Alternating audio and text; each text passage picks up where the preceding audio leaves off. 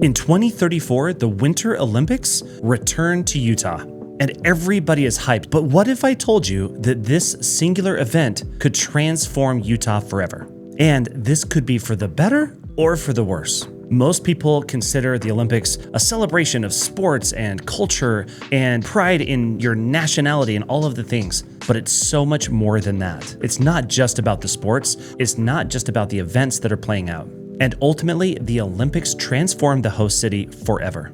Now, Salt Lake City was already host to the 2002 Winter Games, and this is the singular moment in looking back in hindsight that changed Utah forever. This is what I like to consider Utah's coming out party. This is precisely when Utah showed up on the radar and showed up on the map, so to speak, and showed up in terms of so many people looking to relocate here to Utah, and it's been going on for a couple of decades. So ultimately, the secret is out. Utah is one of the best places to live in the entire nation, and it's no longer a secret like it once was.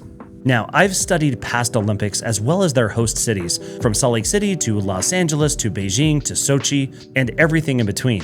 And I'm going to break down how I think the 2034 Winter Olympics is going to change Utah yet again. So in this video, I'm covering the 7 biggest ways that the 2034 Olympics will reshape Utah and its future. And this is from the economy to housing to jobs to how Utah is seen on the worldwide stage.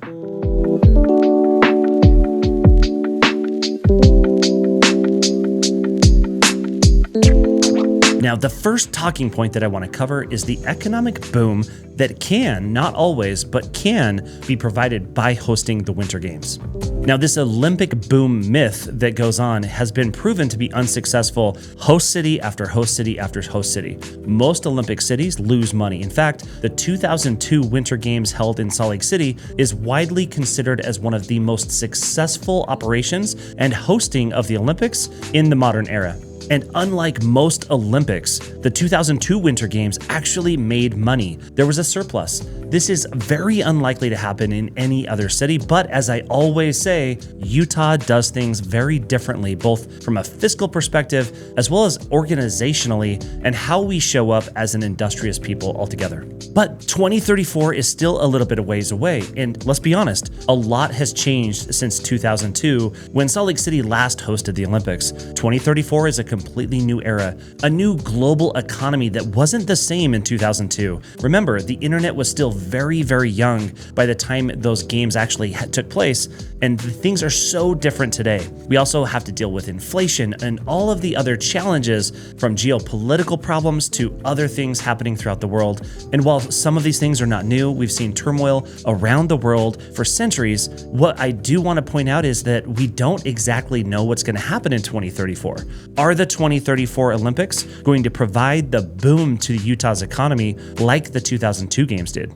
Time will tell. We're still almost a full decade out before we host the Olympics, but I do believe that we might be surprised that we don't benefit economically speaking as much as we might think we will.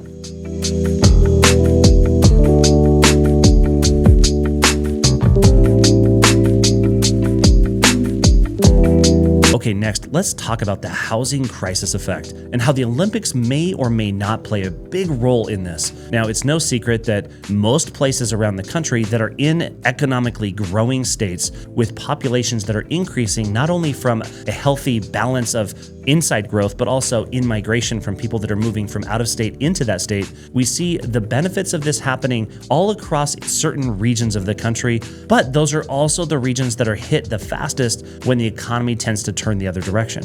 All in all, we do have a housing shortage. In other words, we don't have enough homes to meet the current demand of the people that would like them. We also see the prices of these homes elevated because of this. It's a simple supply and demand equation, and the Olympics are going to play a role as we get closer and closer to 2034. So why is that? The Olympics will drive a high demand for additional housing, albeit just for a short period of time. But this increase in demand will not only spur growth and building leading up to the Olympics, but it will also provide housing well after the Olympics are already over. Now, one of the biggest concerns that I get to talk to locals about each and every day is our concern for skyrocketing home prices. Now, fortunately, for the last 2.5 years, we've seen the balance kick in terms of the rising costs of real estate here. We've seen prices really stabilize and stop shooting up like they once were.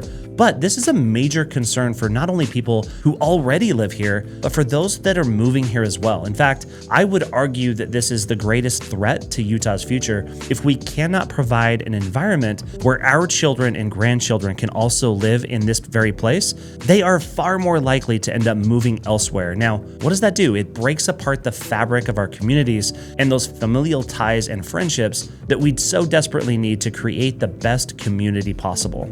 So naturally, the real question here is, because of the growth that's already happening and has happened, as well as with this massive worldwide event in the 2034 Winter Olympics, is this going to push more locals out of the real estate market? Is it going to push more and more people away to end up moving elsewhere? Maybe so, but maybe not. But what I can say is this increased demand for housing will not only spur growth during the Olympics and leading up to them, but it's going to provide a lot of housing for people after the Olympics are already gone. However, there is a challenge leading up to the Olympics and during the actual Olympic Games themselves, where rental prices and home prices are likely going to skyrocket.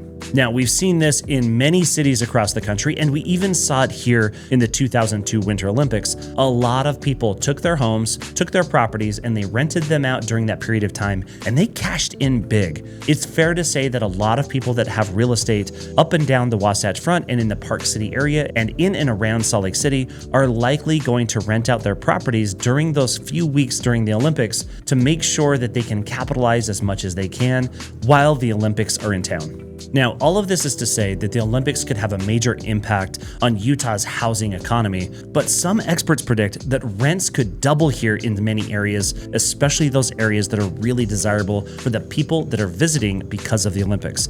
And these increased rental prices might be affected for many, many months or even years after the Olympic Games.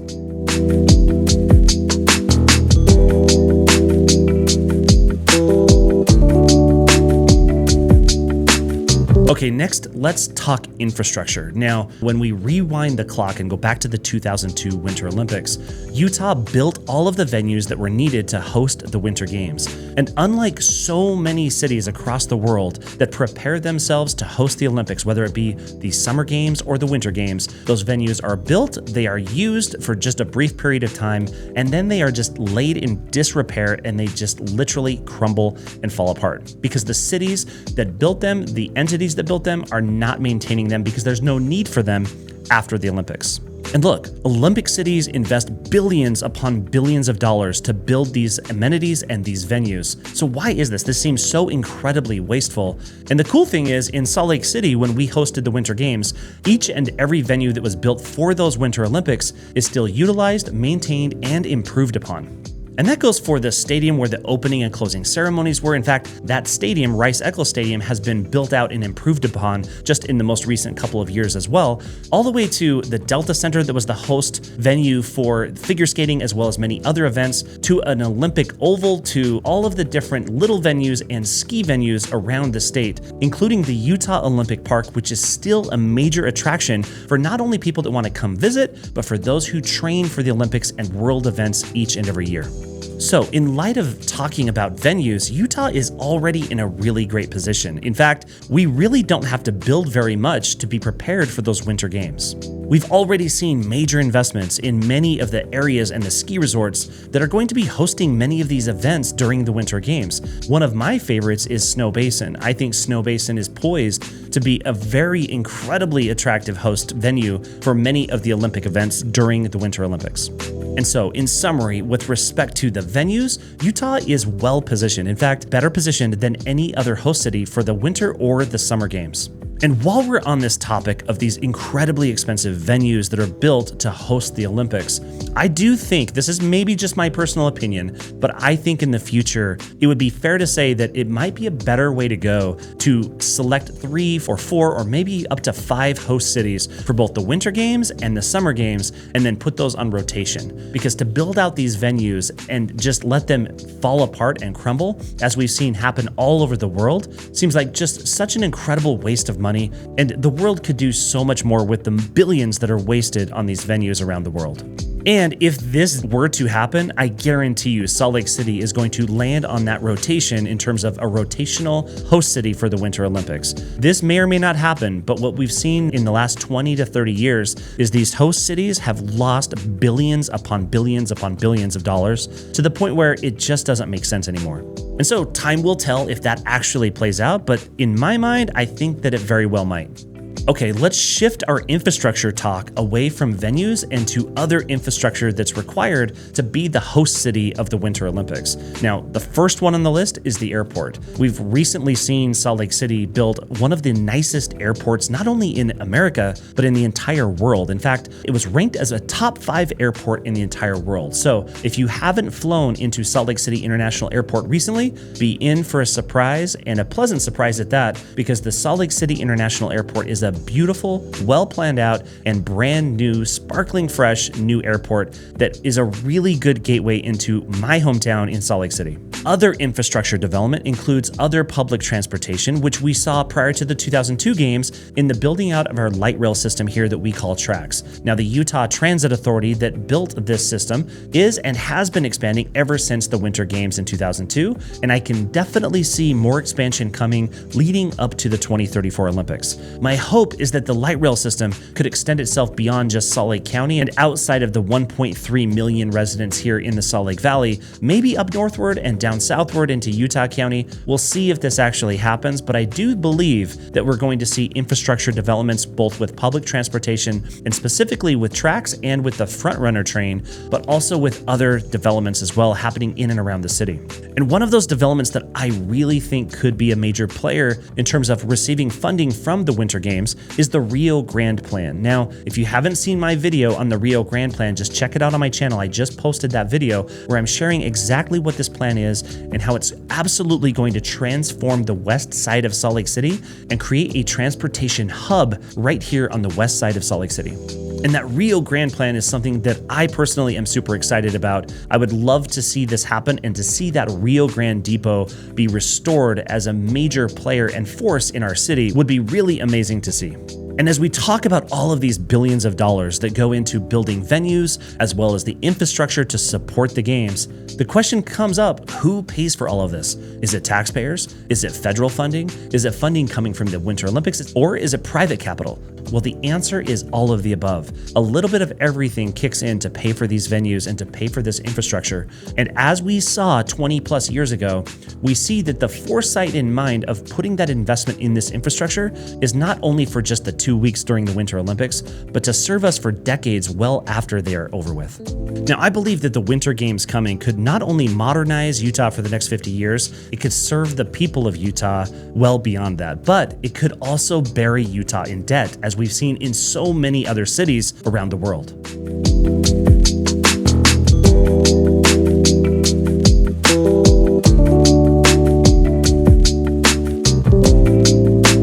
All right, next up, let's talk about jobs and the economy. When the Winter Olympics came in 2002, everybody was pretty skeptical about how this is really truly going to impact job growth in the state of Utah. Because the short-minded answer was, well, it's only temporary jobs. It's just jobs leading up to and during the Winter Games. And once they're completed, those jobs are gone.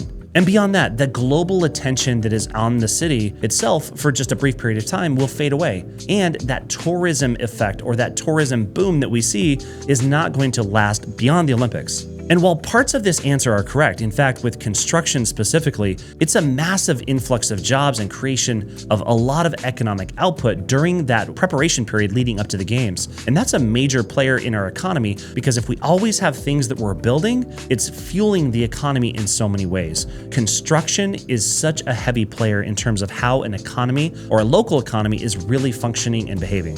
But what happens after the Winter Olympics? Will it actually last? Well, if we just look at history and what happened in 2002 and afterwards, we can see that it made a massive impact on our economy. It attracted so many people and businesses to moving here that our economy and our state is forever changed. This place has only become increasingly popular, not only for people like you that might be considering making the move here, it's become so incredibly attractive for companies as well, and this economy in the state of Utah is ranked as the #1 economy in the entire nation. Now, I really believe that a major part of this, and I've said this in many videos, is because we hosted those Winter Games. It was our coming out party, as I like to say. It was the moment right after 9/11 that really united our country in such a way that it really provided a different vision for where people could live. Who's to say what's going to happen over the course of the next 9 years leading up to the 2034 Olympics? But I can say with a lot of confidence that our country and our people need some reason to come together yet again.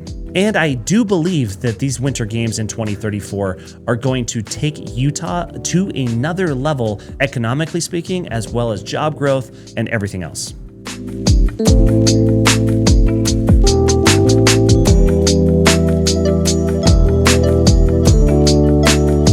And look, if we haven't met yet, my name is Scott Steele, and I help people relocate to and move within the state of Utah each and every day. So if you're watching this video and you find value in it, I would love it if you would hit that subscribe button. It really means a lot because it helps me get in front of more people just like you. And if you're looking at making the move to or within the state of Utah, reach out to me. My team and I are here for you. We will make this a really good experience. Just reach out. You can find my information down below. Now, with all that said, let's move on and talk about the global spotlight that will be shining right here on Utah yet again.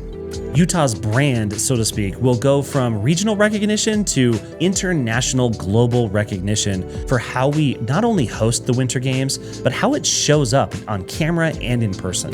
And I like to look back at previous Winter Games or Summer Games and see how a city is completely rebranded and transformed from the games. I look at the 1992 Barcelona Olympics. Now, these were the Summer Games, but this really shifted the mindset around Barcelona, and Barcelona is one of the most attractive cities in the entire world to go visit.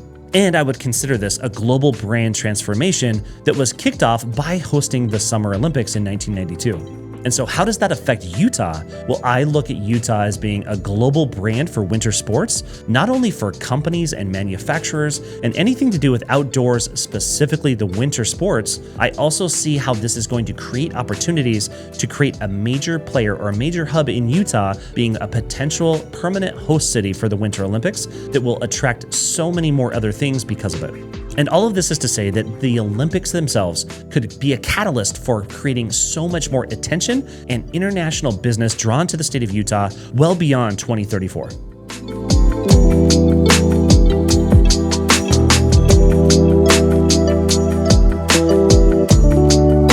All right, next up, let's talk about the cultural clash and identity shift that could be coming our way. Now, it's fair to say that Utah is oftentimes thought of as a very unique culture in and of itself, and I think that's a fair statement to make. Utah is so unique with respect to how it compares to any other state in the country. And with strong ties to local traditions and religion, Utah is poised to really see some changes economically speaking, but also culturally as well. And this global spotlight that is put on our city when we host the Winter Olympics really opens up the minds of so many people just like you that are likely considering moving here. And with that, it brings a lot of new incomers into our state. Now, personally, as you can see proof of here on my YouTube channel, I encourage this. I love this change and this diversification of the state of Utah and the people who make it home. I think that the outsiders that come in add to the state of Utah so much in a way that is so much appreciated because from my perspective and my seat, I see so many amazing people reaching out to me every single day and making that move. And with that comes wonderful, beautiful people that are looking to identify themselves as Utahns. And to me, that's special. I think this is an amazing thing that happens by seeing so many people make the move to the state of Utah. And if I'm being fair, the people that are moving here are far more appreciative of what we have here than oftentimes the locals are.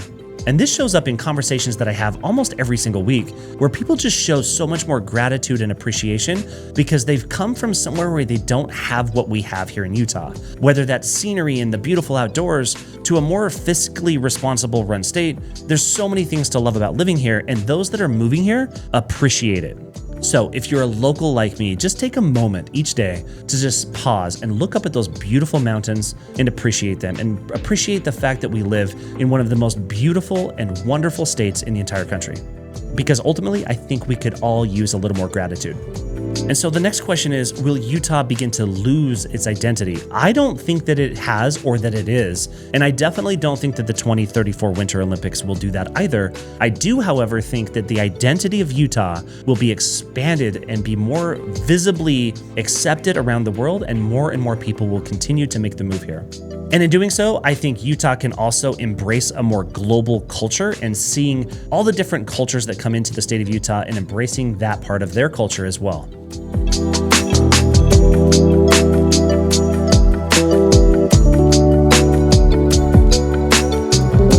Okay, next up, let's talk about legacy. The legacy well after the Winter Games are gone. What does it mean for the host city? What does it mean for Salt Lake City post 2002? And what will it mean for Utah after the 2034 Winter Olympics?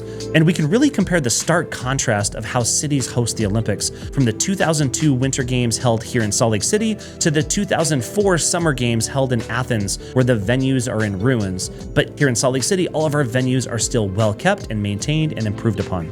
And it's that legacy that lives on well beyond the Olympics. The Olympics should not be something that is temporarily impacting a city just leading up to, in preparation and hosting of the Olympics. It should be something that transforms your place forever. It should be for the improvement and betterment, not only the cities that participate, but the people that live there as well. And so, will the 2034 Olympics leave Utah stronger, or stuck with billion-dollar reminders? So tell me your thoughts. Drop a comment below and let me know what you think. How are the Olympics going to impact this place from your perspective, based on what I've shared here in this video and any other information you might have? Also, drop a comment below and let me know where you're watching from. I'd love to see all the different places around the world where people are watching my videos from. So the 2034 Olympics aren't just games. They could reshape Utah's economy, housing, jobs, culture, and global reputation forever.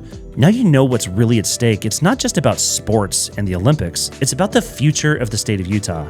This could be one of Utah's greatest opportunities, but it could also be a great risk as well. So tell me, what do you think?